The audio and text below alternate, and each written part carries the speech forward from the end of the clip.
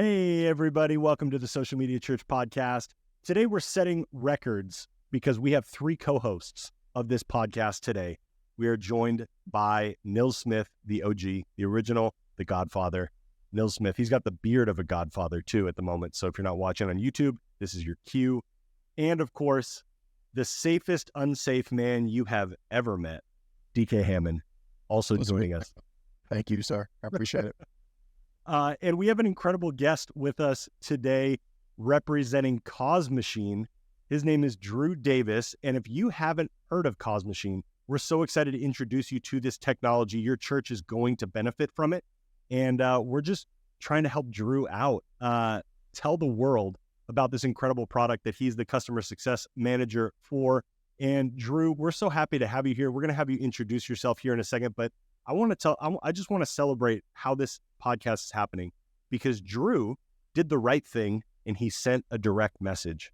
For those of you that don't know what a direct message is, it's a feature on every social network that you can message somebody one-to-one. I think every single podcast, Nils, DK, and myself, let you know as a listener, first of all, thank you for listening. Secondly, you can hit us up at any time. So the DMs are open. Drew took advantage of it, and Drew is now here. Drew, thank you so much for joining us today. Thank you all. I appreciate it. And I got all three. So yeah, just a little nervous. Got the OGs and Aaron and I need to be nervous. Yeah, excited. Thank you all for having me.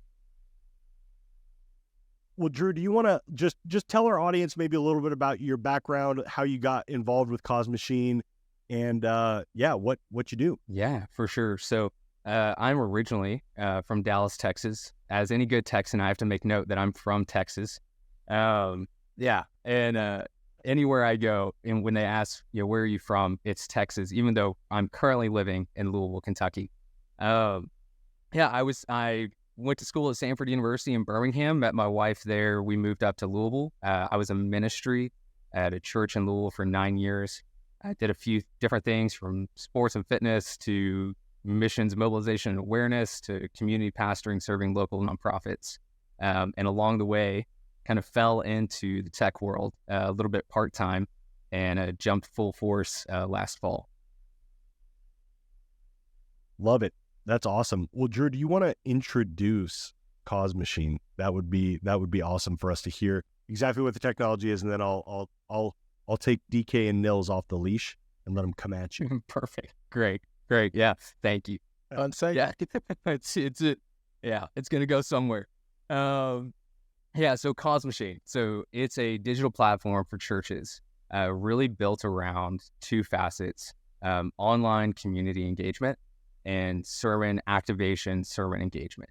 And so when you're building an online community, really helping your people who are joining online connect with other people around the country, connect with others online, building groups, building content, building courses, really educating them, edifying them, discipling them in a dedicated online community. And the other side of that is really sermon activation engagement. So you're already doing the hard work of editing, repurposing your sermon. So throwing that into Cause Machine as a challenge, where you can actually see measurables. How are people living out what they're hearing on Sunday? What are they taking action upon? And as any good communications team is hungry for stories, getting those stories written and capturing those stories. So then you become content creation. They're creating the content for you. So it's been an awesome experience. We're pumped about it. We're excited to be able to share it with more churches, and just thank you all for the time to share it. So Drew, I'm super excited to hear where you're going. I think I want to. I'm curious where you are because knowing and DK spent a lot of time in technology development, so he understands. I think probably the best in this group what all goes into building a platform like this, because what you just laid out is big and complex and complicated, and we've seen that churches. I think about the Church Home app that got a lot of attention and popularity, and then seemingly fizzled a little bit. I don't know enough about the state of where things are there with that app, but it would seem like, oh, is this where everyone's going? And then here's where it's not. So I would love to hear, though, before we get into what is today, where do you hope to be in like 3 to 5 years with this platform, with this technology? What's the future of this before we get into what is today? Man, I think there's so many things that right now with the platform itself that we've just been continually developing over the past 10 years. Through virtual event spaces, live streaming with churches became such a massive thing in 2020. And so we coupled alongside that, and even with the virtual event spaces in there. Our background as a company has been faith focused, faith forward. Like most of our clients are in a faith-based environment. And so our heart is to serve the church, serve faith communities, associations, and organizations alike, and really help them better engage in a digital world that culturally, the digital side of everything is just, the culture is taking over that. And so how can we empower the church and empower organizations to take back a little bit of ground in the digital space, really take ownership of their people, take ownership of their community, ownership over the discipleship within a digital environment. Oh, man. Drew, this is a very interesting app for a lot of reasons. Okay. On the onset, I think what I'm most intrigued about is you guys being able to form the story in such a way that someone will make a challenge. Walk us through that experience when someone now sees the story, feels compelled through the message of Jesus Christ, and now makes a challenge. Kind of walk us through that process of the application. Yeah. So you hear the sermon, you're cutting it down, editing it, throwing it onto the platform, it uploads. Now it's going to send a push notification out saying, hey, a new challenge has been added.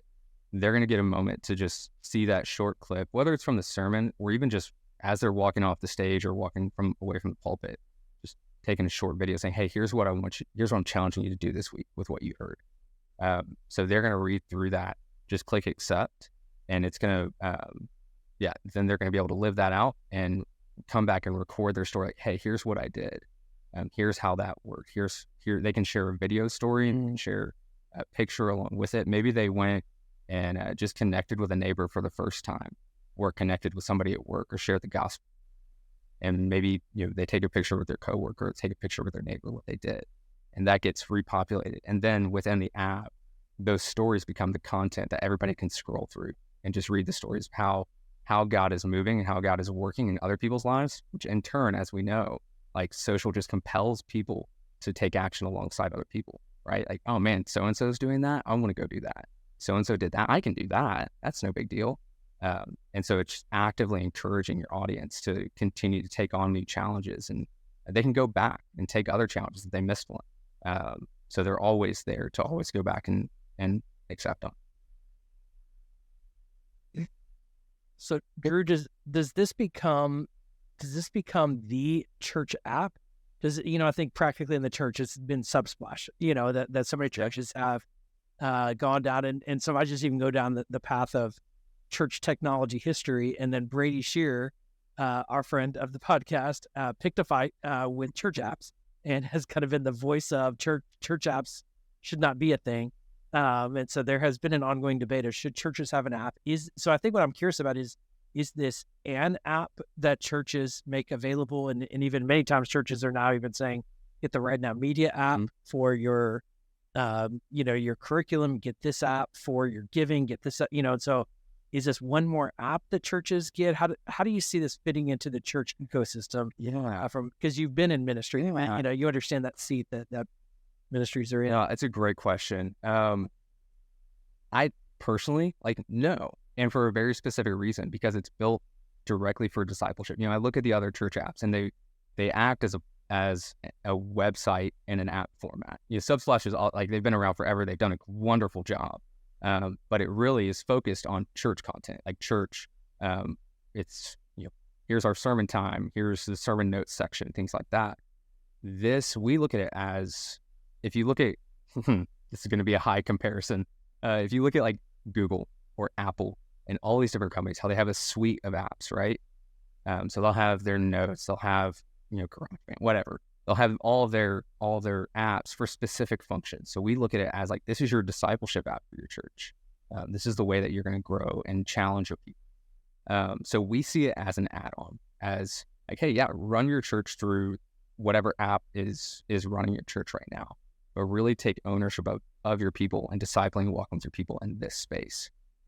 So that's the way that we're kind of viewing it. Now, where that lands in 5 years and as we continue to grow and develop, who knows? I think we're constantly kind of checking on the pulse of, okay, what is needed? How can we best serve? How can we best help? But that's how we view it currently, is really like in the suite of apps for the church. And with that, when you look at all these other apps, it's like, hey, download the giving app or download this specific app. This is branded for you. This isn't a Cause Machine app. This is your brand, your discipleship. This isn't saying, hey, go download the Cause Machine app, find our church, and then go in. This is us. This is our church. So that's why we view it as more of that suite of apps. It's your brand, your identity. What I love about that, Drew, and everybody on this podcast has worked in a church.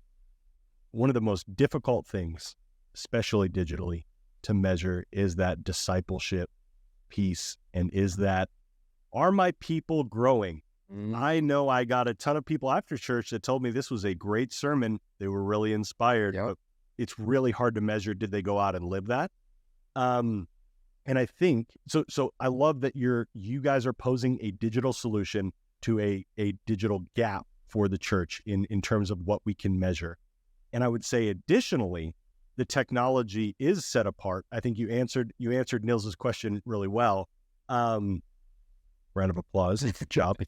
Drew, you're doing great. I would say, as I was thinking about all those other apps, because I have the same problem, like I would land exactly where Brady lands, where it's like, wait, why am I downloading this? Whether it's social media, whether it's a church app, really outside of the giving app, but even on a website, like the web giving experience, for me at least, that's how I give to my church, is just because I don't have the app and I'm like, what is it? Okay, just go to the website, give, right? The giving experience, especially if it's through an organization like PushPay or Tithely, it's a really positive, good experience on a website without an app, right? What you're doing is there's actually a purpose to the app. It's not just content distribution. It's not just another spot that my content is being posted. There's actually, like, I can't do this on Instagram. I can't do this in a Facebook. I can't do this anywhere else. This is the way that I can get a challenge. This is my discipleship app. So yeah, it's cool that it looks like my church, but like, this is also my discipleship app. And so if I'm interested in growing, it's like why we all have the Bible app, right? Or we all have pray.com, or we all have, I don't know. There's probably another one. Those are the two main ones, the only ones that I'm going to mention on this podcast. There's a reason. We download it because there's a reason, and it's adding to our daily spiritual lives. Yes. I can go listen to my pastor on Apple Podcasts or Google Podcasts or Spotify or iHeartRadio, right? I can go watch his clips on Reels. I don't need a special spot for that. But I'm not being challenged or getting challenged or having an opportunity to actually live my faith out in any of these spots outside of Bible reading, which is the Bible app, maybe creating a daily prayer practice, which is pray.com. And you guys have created another app in the suite that's actually helping people spiritually simultaneously. And I think this is what the power is, simultaneously benefiting the churches from seeing how their congregants are responding to the challenges. So, I thought that was a great answer, and I'm inspired by that. DK, I'm curious. You're the only one who's still working in a church. How is this landing on you? And you were nodding a lot during what I was saying. So yeah, man, I think if we're looking at the scope of build outs, and we're looking at how can we better automate or streamline, you're going to hear me say these three words: automation, streamline, and scalability, right? And how can we take those things and then put those three words in discipleship? One of the gross negligent areas in church, if we're honest, is discipleship. And here's why. Because it's one of the areas it feels like you cannot measure it. Yeah. This application gives that measurement so that people can now scale and see what is most important to the church. That is the testimony of those who have been impacted by the word. Now that you have that in your ecosystem, then you can say, okay, cool. We can run these stories on social. We can run these stories here. We have these stories that tell what people have experienced throughout the body of Christ. Now we use those stories to compel more men to come. How did they overcome? Yeah. By the word of the Lamb and by the blood of the Lamb and the word of our testimony. This is how the people overcome. So we're streamlining your discipleship. Yeah. We're getting things together, and that's what this application is able to do. Now, it's able to do other stuff. Sure. Website development, customer relationship management systems, all these other nice little trinkets and tools that any other church relationship management system that you would have that you want to be impacted by. But here is the most important thing. You need to ask yourself, man or woman of God, ask yourself, how are you measuring people growing in your church? Yeah. Well, and his application assists. Yeah. Thank you for saying that. I mean, like, I felt like from my own church experience, like I resonated just with everything you said, because it was so often the challenge that I felt. And we're constantly trying to figure out how, like, you're working with people's souls and their hearts and their minds. It's like, how do you measure that growth? And like, biblically speaking, like, we plant the seed, we water it, God makes it grow. So like, anybody coming into ministry has to accept the fact that, like, hey, I may leave and never see the fruit of the work that I did. And I have to be okay with that. But if there's an edge, if there's a way that we can help bring our people along, see where they're going, I think the other function of it is really seeing, where are our people engaging? What challenges are they accepting that tell us something about our church? Hey, half of our church accepted a challenge on money. Nobody accepted a challenge on marriage. Okay, what are we learning about We're running a building campaign, baby. Oh my gosh.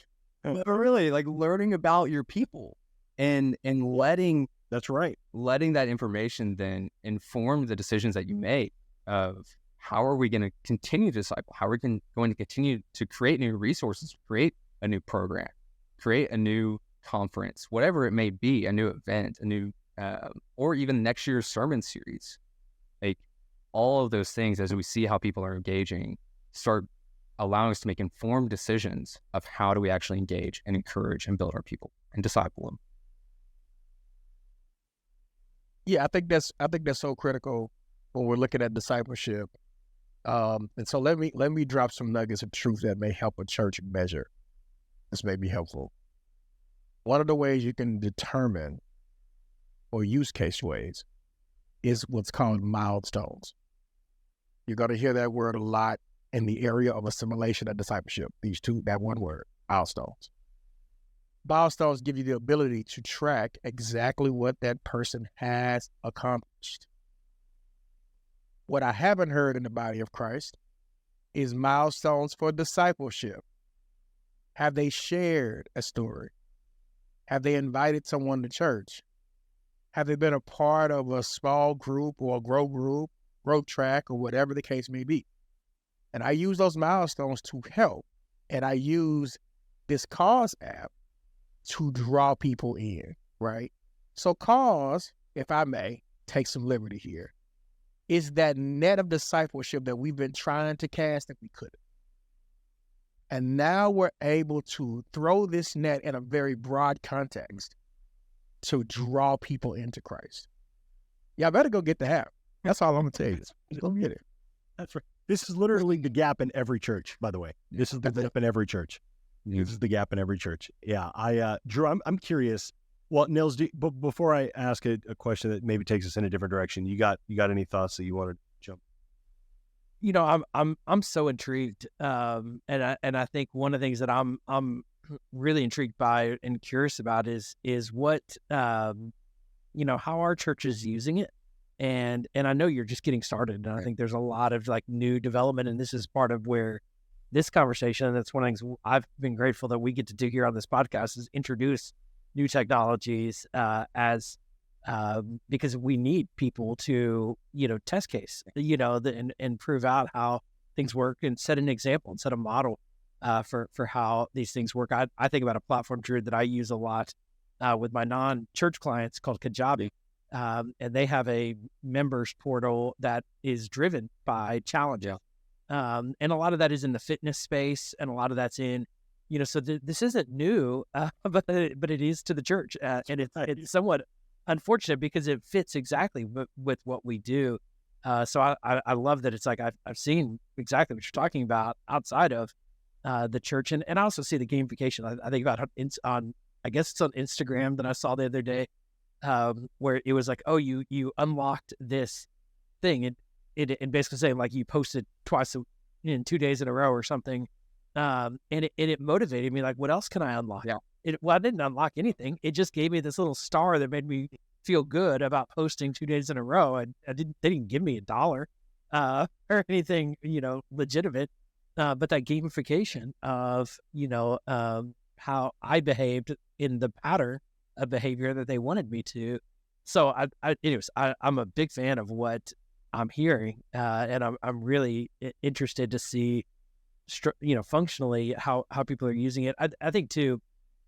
I want to kind of add to what DK was saying on the technology side, and reiterate is we do apps are high friction for evangelism. People that are in our congregation. So I think some people are like, oh, we're going to create an app and it's going to help us reach millions of people. An app is not going to do that. And the app is going to help people deep dive. And so I do think that there is friction with it. But with the friction comes greater opportunity with push notifications, with it's on their home screen. It's so accessible. When you think about your fitness apps, you think about your health apps, your banking apps, your Google Maps, things that you use regularly, you want them as an app on your phone. You don't want to have to go to uber.com every time you want to call a car. You want to open up that app. And so this is an app that you want your church members opening on a daily basis. And so an app makes so much sense for what this is, just to be clear. So just to differentiate from what Brady is saying, basically you want your website that you want visitors to come to very accessible as a website. Your app can be a little less accessible for a first-time user, but more accessible for a daily user. So I think the technology barrier, those that have heard, Brady's pitch on why not an app, I agree with Brady, but what he's talking about is very different than what we're talking about here.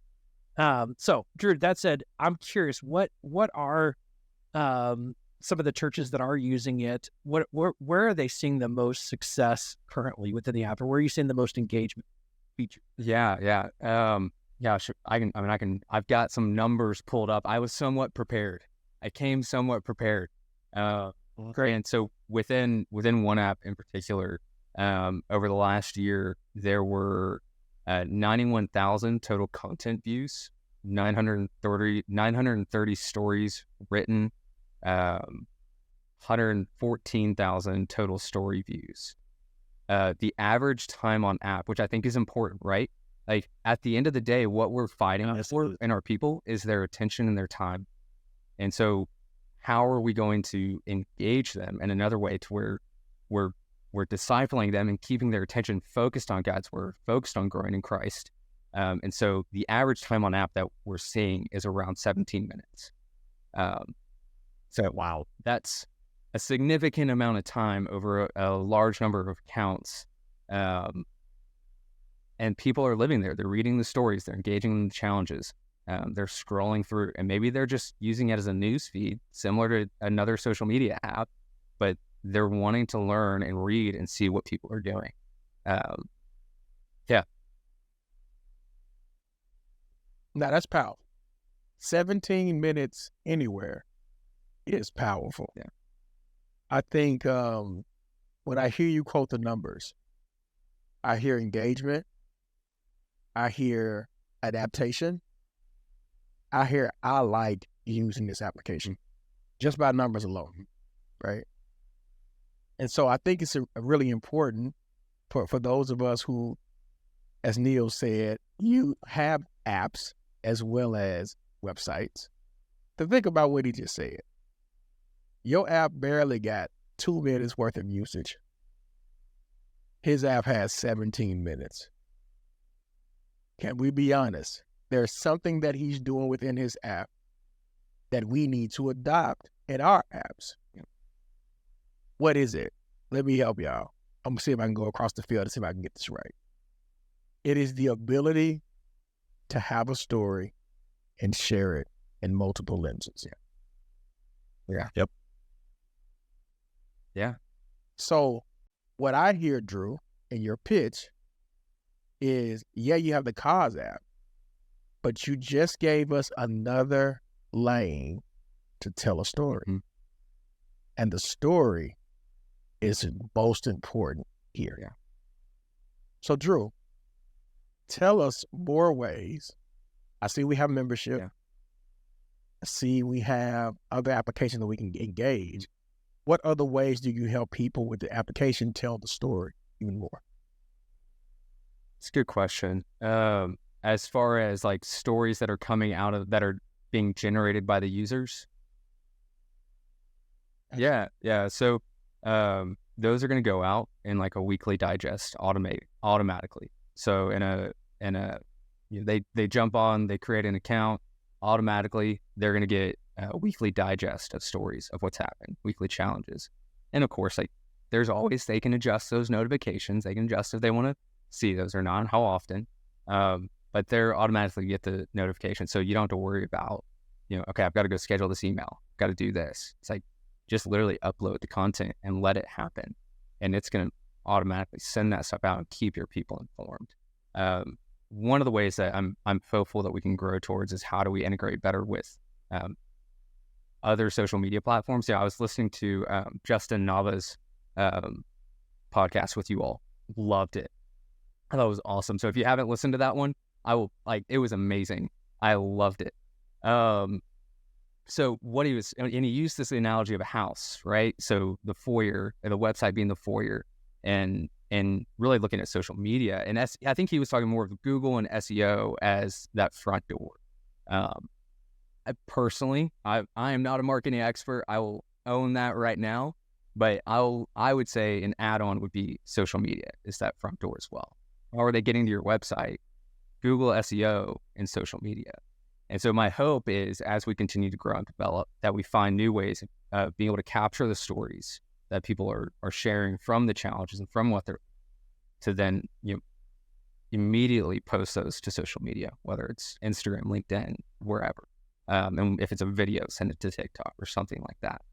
So that's where I'm hopeful we can grow into. But for right now, it's really going to be within the app itself, and then you automatically send those emails out so that people are staying engaged and motivated. Pro tip for Drew. I would tell my developers that I love so much that I bring food for all the time. I would tell them, hey, add me an integrator that integrates with the likes of Buffer, Sprout Social, and take those stories and almost schedule them out. So that person can already have them in lock and loaded, and it automatically pushes it out there, or connect with someone else. That's just that's what I would do. Appreciate that. Thank you, okay. On the back end to just kind of help church, because that's going to be the next question they're going to ask. Well, are we going to have to do this? No, let's cut that out. Let's already have you set. So when we get it, you have the ability to already move it over or schedule it within your social media plan. Yeah. Just a thought. Since we're talking to the developers, this is where I was gonna go with my conversation as well. Because where my head goes, DK, is, and Nils, you're probably here too, is like just full blown like CRM, right? And if it's not a full blown CRM, like how can you take some shares away from what's the one, Planning Center, right? If this is the discipleship app, part of that is serving.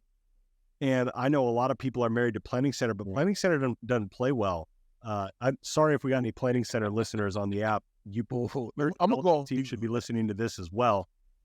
Planning Center doesn't play well with people, and their APIs don't integrate well. And so when I'm thinking about the opportunity here, like if people are, and the reason I use Planning Center, and this is where I'm going to throw them their flowers, every church member downloads Planning Center apps because they have to. The staff is using it, and their volunteers are using it. And so when I'm thinking about like where this is already happening and how like this is still a part of discipleship, how could this be integrated into something that's already happening? How could this be also a space where your teams are jumping in there to figure out when are they serving, right? This is probably a challenge from most pastors just about every week. Like, are you plugged into a community group? Are you serving? And then of course, like, are you listening to what I'm saying in this sermon, which is the challenges, right? But I'm curious from the development team, if there's anything in the roadmap, to start integrating like the volunteer opportunities and the volunteer coordination as almost part of the challenges. Drew, I was just curious if. Oh, that's a great question. I mean, man, I've been doing this technology with churches for probably 3 or 4 years now, and I promise you, every single church uses something different and wants to integrate with something different. So it is like every day, like, oh, do you do this? I'm like, no, sorry. Hey, now alongside that, we've got an open API. We integrate with Zapier. We integrate with tools like MailChimp.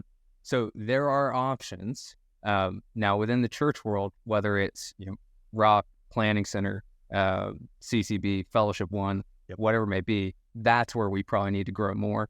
And I'll say this: from 9 years of ministry experience and looking, and now kind of being on the outside looking in, what purpose is the data that we're receiving serving for our people?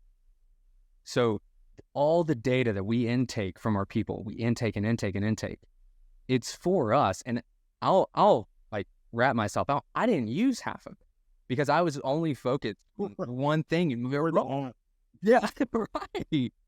And so the way that we're trying to really position this is saying, hey, take the data in, but actually let it work for you and for your people. So that when you share content, so church member Drew comes in, creates his account, says, "Hey, I'm interested in challenges or content around money, marriage, parenting, whatever it may be." Great. Now, any content that you share is tagged with that and automatically gets sent to him. Whether it's a course, whether it's a challenge, whether it's a blog, whether it's a podcast, like those things get sent to them. And guess what? Other members of the community that are interested in parenting and money and marriage are also going to like pop up and say, hey, you should connect with this person. So it's actually facilitating connection around fly fishing, around Sanford, around whatever it may be that you're choosing to say, hey, we want to know who you are because this is going to help you actually connect and engage with our people. So I got a little bit off topic around the integrations question, but it's really just a data question. What is the purpose for all the data that we're seeing? Yes. Yeah. I think it's better for you not to go down that path, though, because I think DK and I just started a business between us through the digital eye contact. We just saw a problem.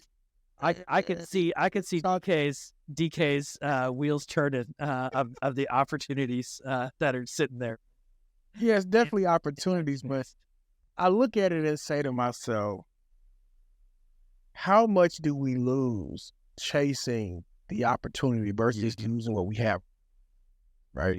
Yeah, we got the planning centers that help us kind of schedule our church life. That's why it's like Notion. That's why it sounds so good to you. It's a good filler for what we have going on. But we have zero. And man, let me tell you, I studied this game a whole lot. I don't see much in the area of really bringing the community together outside of a small group. There's nothing technological that helps us do it that other way. So now inserts cause machine that kind of eliminates a problem that we already have. So I see the benefits of that. I also understand fully how you can use, let's say, that challenge, and that challenge becomes a class. And I can see it through the streamline unpack that you already have shown me and talked about, how one thing One decision, I think this is powerful. One decision could change the scope of my week. It can touch the lives of people around me. It can touch the community that I talk to. It can touch my social media people.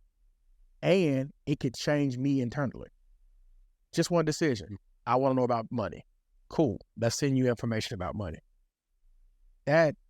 So for me on the other side of that, what is the offense to that? What is the business doing outside of church? You know what they're doing? It's called chatbots. Chatbots, you ask me a question, I give you an answer. But what chatbots, what they fail at is they lack follow-up. They're only going to do what we tell them.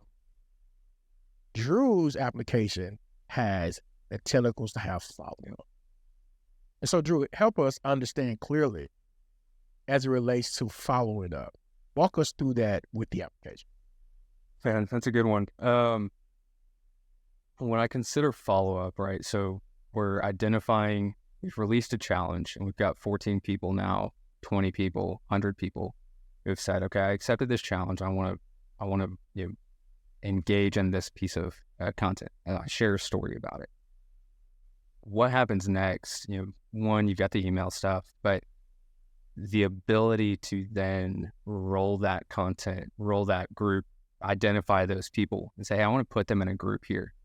And maybe it's your online pastor. Maybe it's a connections pastor who says, hey, I'm gonna feed this group. Hey, you all accepted this challenge and you wrote a story about it. So we're going to take all of you and put you in this group, and we want to just encourage you. We want to give you content. We want to give you content. We want to give you resources. We want to identify that you did something with this. So the ability to take those people, put them into a group, allow them to have discussion around it. Say, hey, here's, like, I shared my story, but there was so much more behind that. Like, how did I get to that point? Why did I do it? All those different things. And then, so the group side would be the next step follow-up. Okay, we've identified that, all these people did this. There's things outside of that, certainly. Like you all mentioned the programs and like the ability to like spin things out of this. Oh man, we identified this problem, we identified this challenge in our church. Okay, so let's have a conference, let's bring in somebody, or let's have a sermon series on it, whatever it may be. But really taking that follow-up and saying, okay, these people did this, now let's put them into a group and engage them, and feed them, encourage them, disciple them through Cause Machine, through your own instance of Cause Machine. So Drew, just to get to practically with the church, does each small group have its own like group within the Cause Machine app that they can have a private community within, or does every church have its own kind of collective community? Yeah. So one thing maybe to know is that, I've seen it with like, I'm not sure if Kajabi is this way. Nils, you could educate me on Kajabi, but like with something like Mighty Networks. So with Mighty Networks, you have to download the Mighty Networks app. Yep. And then you go and find the community that you're a part of. Right. So Cause Machine is the platform. So, it's community. I'm just using a general name. Community Church has their own discipleship app, and it becomes branded, looks and feels exactly like their church homepage. Like people feel comfortable there in that digital environment.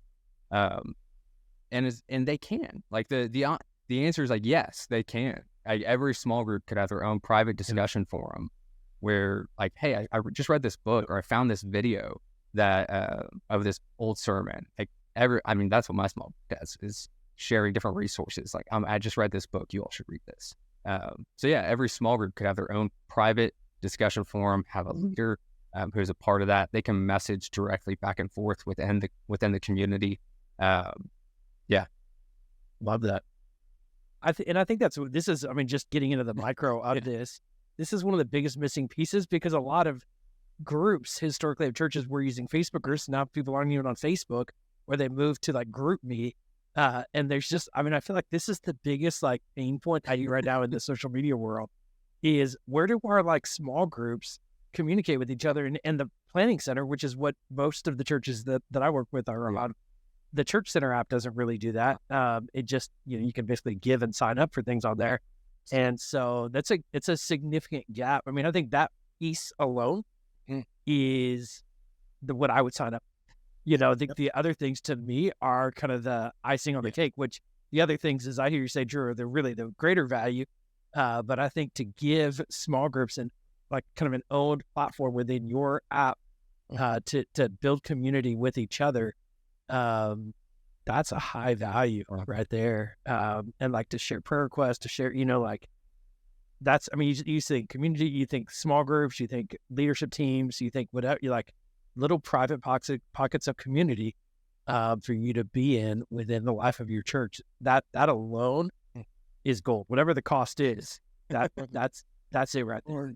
And then you add in the discipleship, the content, and and the truth is that's where discipleship is happening. It happens in relationship, but you add in content engagement and challenges and things like that. But to have a community portal, is my biggest aha out of this conversation and this technology.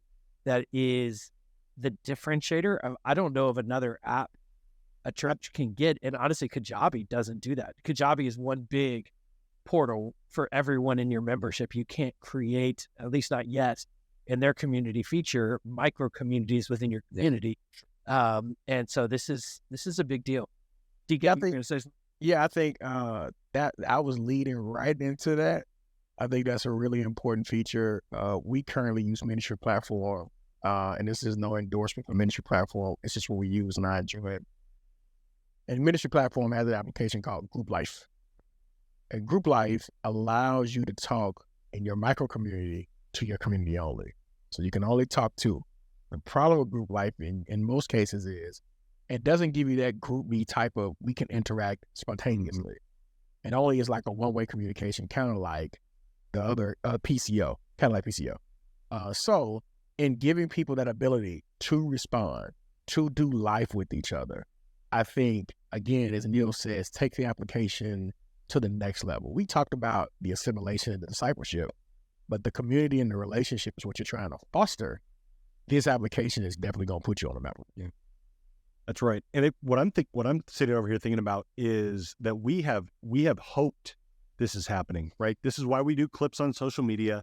This is what, man, I hope somebody shares this clip to inspire their community group. I hope well, first of all, you're hoping that they find it on social media, right? That's the risk. This is not an endorsement. We're on the Social Media Church podcast, everybody. This is not an endorsement to not do social media. This is an endorsement that you're not measuring discipleship very well if you're hoping that what is happening on social media is happening, right? There's an evangelistic component to social media, and that's why we're there. The discipleship should not be left to the randomization of the algorithm of Instagram, Twitter, Facebook, YouTube. Drew has succinctly and very clearly provided us with a solution where we can now be intentional in measuring these challenges, which are still clips. These are clips. These are sermon clips, probably not different than what you're posting already on social media. There's just a very intentional, directed way for you to now not only lead and disciple your congregants through it, but also measure their productivity as they're going through it. And the equipping piece too, right? You're equipping your community to equip others to run these challenges alongside you as well. And so I love the intentionality, and I think it's the intentionality piece in discipleship that we don't have a great digital solution for. I mean, we spent 40 minutes now talking about, I don't think there is a digital solution for discipleship. So Drew, I am fired up. You have all three of us fired up. We all came into this call excited to learn, and we intentionally wanted to do that. To represent our audience. So Drew, thank you for informing us. You've just informed thousands of our listeners. How can they connect with you, and what would their next step be as they're like, man, I need to sign up for this right now? Yeah. Well, I will say this. So you connect with me, like the number one place, LinkedIn. And if you are a ministry person, you are not on LinkedIn, which I know a lot of you are not, I would highly encourage you to be. LinkedIn is an amazing platform. Like, I'm sorry, I'm a shameless plug for LinkedIn. It has been like, that's how Aaron and I got connected. Like, I follow Nils there. Like, he probably sees me voting on his polls, which I love, and the shorts that you create are awesome. But LinkedIn, like, I mean, think about it. Like, our people, the people that we're serving and ministering to and walking with, that's where they're engaging. They're in their workplace, and that's their workplace environment. Yep. So let's go learn about what they're doing and what's being shared out there, because there's a ton of guys who are in and men and women who are sharing the gospel through LinkedIn, and it's amazing. So LinkedIn, you can find me there. That's going to be the most prominent place. What about for the product? If they want to learn about the Yeah. product, maybe they want to just hop on a sales call with you straight away. Drew, shoot your shot, baby. Yeah. So you can just go to causemachine.com. You're going to see buttons for request a demo. We're editing some things to make it a little bit easier for people to just directly connect with us. It'll send you to a calendar request, and you can just book a time there. I should have a calendar request on my LinkedIn profile as well. So if you want to just shoot the breeze for 30 minutes and discover if this is a good fit for you, I feel free. Like that's what I'm here to do. We want to make sure it's going to be a good fit for your church, that it's going to serve your people well and honor the mission and vision of your church. That's it. Nils, DK, any parting thoughts for Drew? I got at least one more question that is not related to Cause Machine. But while we're on the Cause Machine subject, Nils, DK. I'm of the opinion, and I think everyone could pick up, talk here in Drew here on the podcast, that he's not a hard sales kind of guy. And so it's worth having a conversation and just better understanding. And Drew's a ministry guy. And this is our first time to have a conversation, I say in real life, so digital life, but on a video call. But I think at the end of the day, I'm thinking about my church. I'm thinking about a lot of different churches right now. In this conversation, this makes a lot of sense. And I think if you could bring your ministry context to Drew, he's a ministry guy that could tell you whether this is going to be a good fit for you or not. The other side that I have been thinking about for a while, one of the things I appreciate, Drew, that you and your team are investing into the church is, look, technology is so expensive to build and complex. And when we can collectively get behind good technology companies and help them by investing in, the software that's expensive, I think often we want to get to a race to the bottom in the church world of, like, we want to get what's the cheapest thing we get. And I think it's short-sighted what we need in the church when it comes to technology solutions. And when I think about how the importance of discipleship, and that there's a technology provider that's prioritizing discipleship, that's what's most exciting to me about this conversation. And I think we're talking about, like, I heard online community engagement and sermon engagement, or social engagement sermon. At the end of the day, this is core to what we do. The sermon, the pulpit often drives the church, but we have historically used this kind of technology just to push out a video, push out audio content, and we're taking it. This app is taking it to another level. So, Drew, I love what you're a part of. I love the vision. I'm excited to see some churches adopt it and put it into action.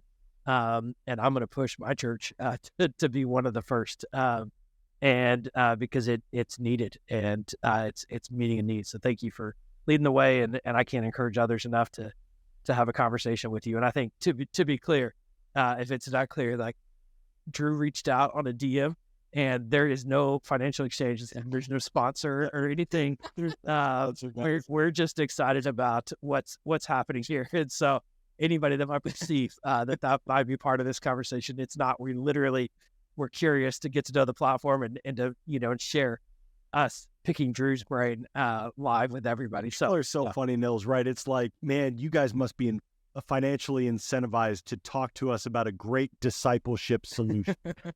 Are you serious? Go check yourself. Talk to him, DK. Like, go check yourself. Are you serious? Like, and what you said is so key too, Nils, right? Like, okay, discipleship, it's what Jesus told us to do. We're really passionate about it. What's the cheapest solution that we can do for that? Mm-hmm. Come on, guys. Come on. All right, DK, any parting thoughts before as I say, you was way on that soapbox. I ain't mad at you, bro. My parting thoughts is this: you are what you invest. Yeah. If you refuse to invest, then what you are saying is discipleship is not a priority, and the people are the priority. Put the people back in position, back first, back in priority, and give them tools and resources to change the world. Maybe you don't want to change the world, but at least change yourself. That's all I got. Ooh. At least change yourself. Okay, DK, that was great. Drew, an easy question here to end. Might be difficult because you might not have a second answer. We usually ask people what their favorite social media is, right? You have clearly communicated, made a great case for why LinkedIn is your favorite.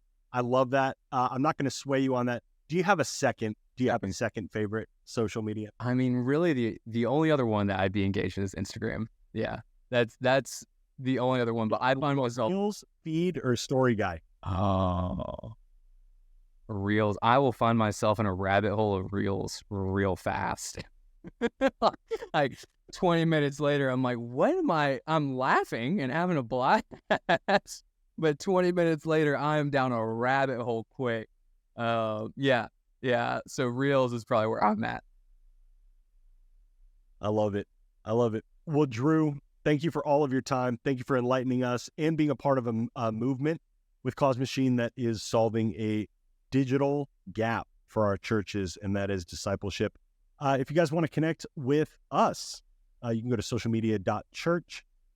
You guys know where we are on all of our social handles. Actually, everybody on this call, you can just check the show notes of this episode if you're listening on podcast, or you can find it in the YouTube description if you're watching on YouTube. Both of those spots, we would be so honored if you would push that subscribe button. You also help other ministries that are searching for solutions like the one Drew provided find our content, which is going to help inform them and make a difference in the kingdom. We will catch you on the next episode.